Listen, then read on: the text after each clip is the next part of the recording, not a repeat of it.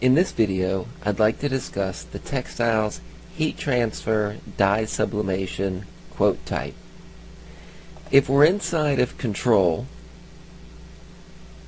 looking at an estimate within the textiles product, I've filled in a few styles.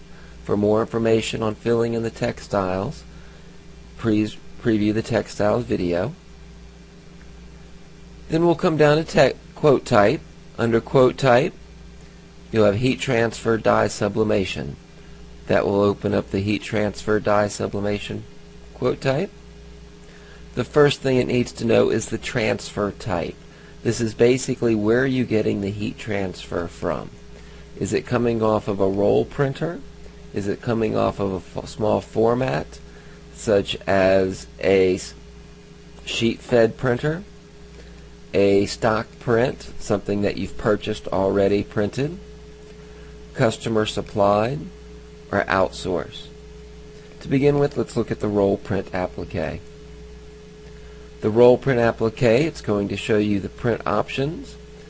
It wants to know where we're going to add this applique. The sizes, defaulting based off a location, but can be overridden. And then based off the transfer type, it's defaulting what printer you're using, the resolution, your default resolution, the material that you're printing on. If we go into details, it tells us that we're auto-rotating. We're only using the area. We could tell it to calculate how many up and across, etc., to give us a calculated figure. And we're adding a 20% scrap factor. If there are any gaps or margins that need to be placed between each image. And it's just giving you the breakdown of how that works out on the roll. Any artwork details?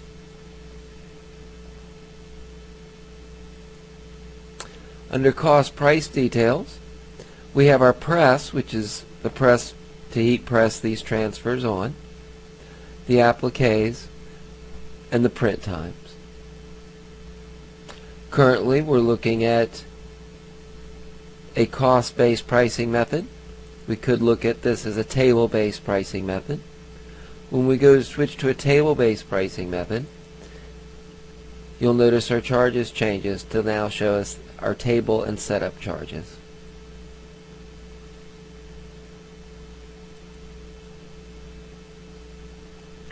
Our next transfer type would be the small format. In this case, it's defaulting our small format printer we're using, the resolution, material type, and asking us what material we're going to be using. Our details here will give us a breakdown based off the material size of how many fit up and across, etc., with the same rules as the roll print. Our next option would be a stock print, and this is really just something you're purchasing, such as if they were just letters or numbers, such as for a sports team, the item, the text or the image, and the quantity each. So I could say I'm putting on 2 numbers each. And since I have 5 textiles altogether, it's telling me I'm doing 10 letters and numbers.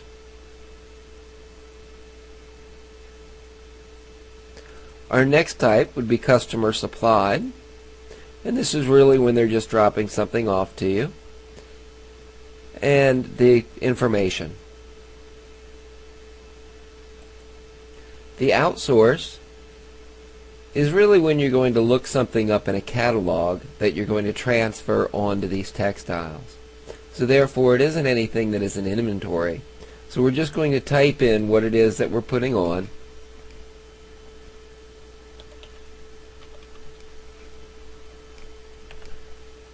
The quantity, unit cost each, additional markup or multiplier with a price, and it will give us the total price.